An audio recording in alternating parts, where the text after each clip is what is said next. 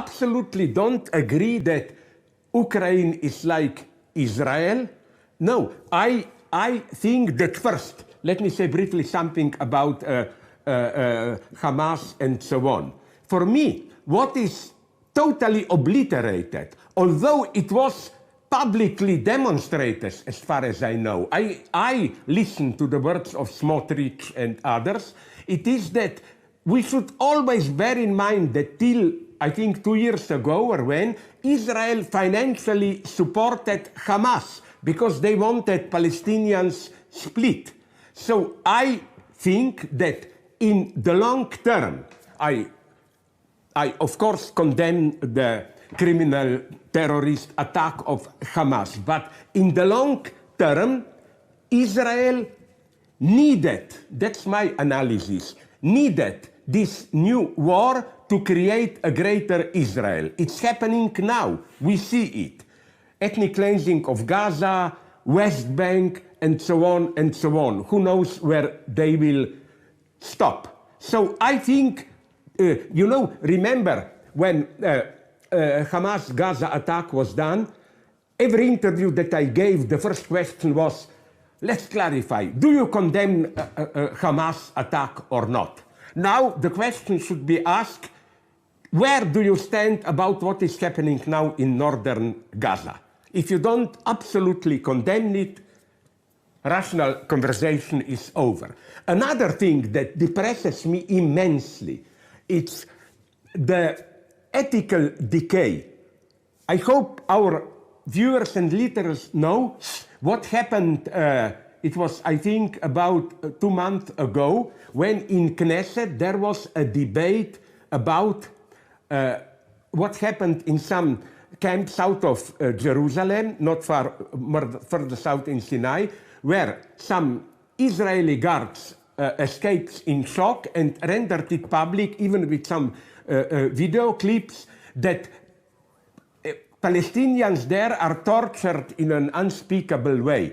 Big metal sticks with needles up their rectum and so on. You know what shocked me? I'm a pessimist. I know everybody is doing such things, but that we debate, not only we debated this publicly, but the majority in the parliament simply said this is part of our struggle against Arab terrorism. So brutal torture is publicly declared, defended. I mean, in such a situation, I prefer hypocrisy, because hypocrisy means that you are at least a little bit ashamed of what you are doing. But when struggle for Israeli self-defense becomes a publicly admitted horrible mode of torture, then it's over.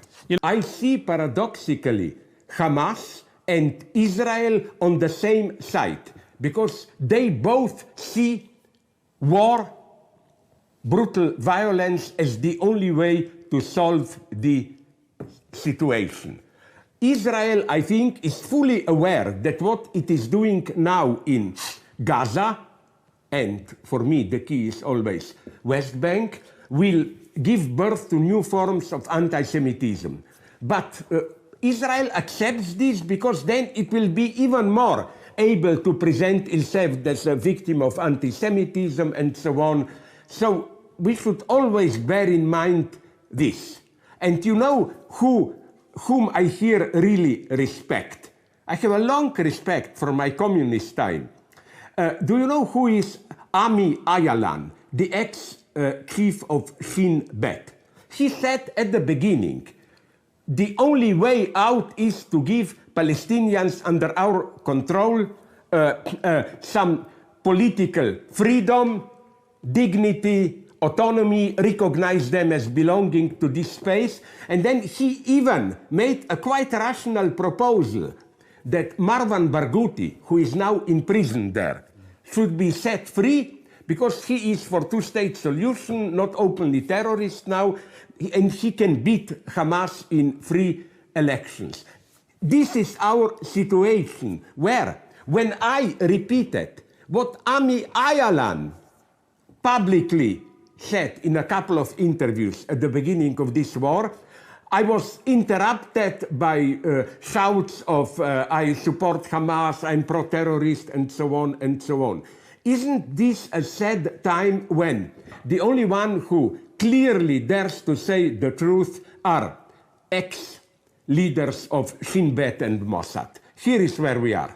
Everybody is against war, but like in the case of Israel, Israel is getting serious warnings, Western powers are worried, but they do nothing. They unconditionally, at the level of arms delivery and so on, support Israel. So again, the predominant logic today is a kind of a cynical disavowal. It's no longer the good old-fashioned lying, you deny the truth, because then you can at least counter-attack. The logic is, as they say in French, je sais bien mais quand même. I know very well, but. I know the situation is very serious, but listen, we will get somehow out, don't take it too seriously, and so on. I think the predominant danger today is not so much a fundamentalist, fanatical engagement, it is this cynical indifference. If you have the cynical, indifferent stance towards our situation, you are an ideal subject.